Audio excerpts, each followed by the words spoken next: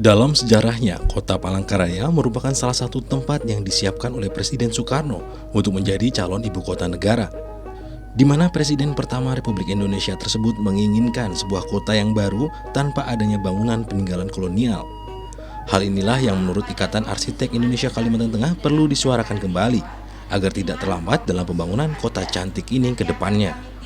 Bambang Indonesia yang Aryudawan, salah satu membangun narasumber yang merupakan mulai dari anggota Dewan nol. Arsitektur Indonesia, menyatakan bahwa diharapkan pembangunan kota Palangkaraya harus lebih direncanakan, jangan semata hanya menilai dari kebutuhan sesaat, yang apabila sudah tidak diinginkan kemudian ditinggalkan.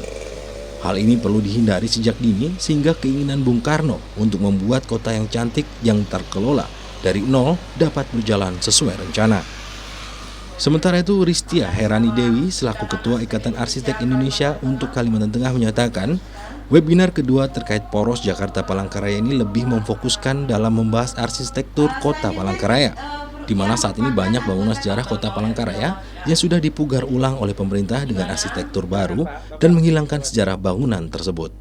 Baik, kita tahu proses kelahirannya mewakili Indonesia yang membangun.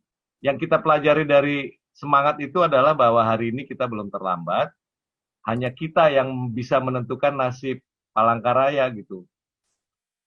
Bukan berarti terus kemudian egois tidak membagi dengan orang lain, tapi harus dalam kerjasama yang sehat. Jangan serahkan pembangunan kota hanya pada pengembang tanpa aturan yang jelas. Masyarakat tentu butuh, tapi ada butuh yang cuma instan, besok dilupakan. Tiba-tiba mau bikin mall misalnya, terus besok mallnya tutup ya. Kita harus cari yang sustain gitu ya. Dan jangan lupa kekuatan masyarakat Palangkaraya sendiri harus juga cukup solid.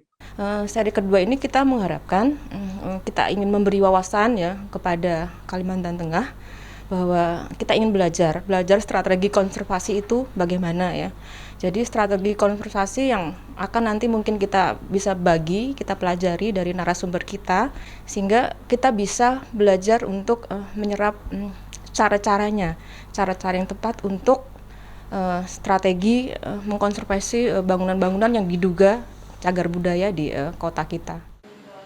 Diharapkan dari webinar Poros Palangkaraya Jakarta seri kedua ini akan kembali mengingatkan arsitek yang ada di kota Palangkaraya maupun di seluruh Indonesia untuk tetap mengenal sejarah, sehingga nilai historik dari sebuah bangunan tidak hilang seiring perombakan atau renovasi sebuah bangunan bersejarah.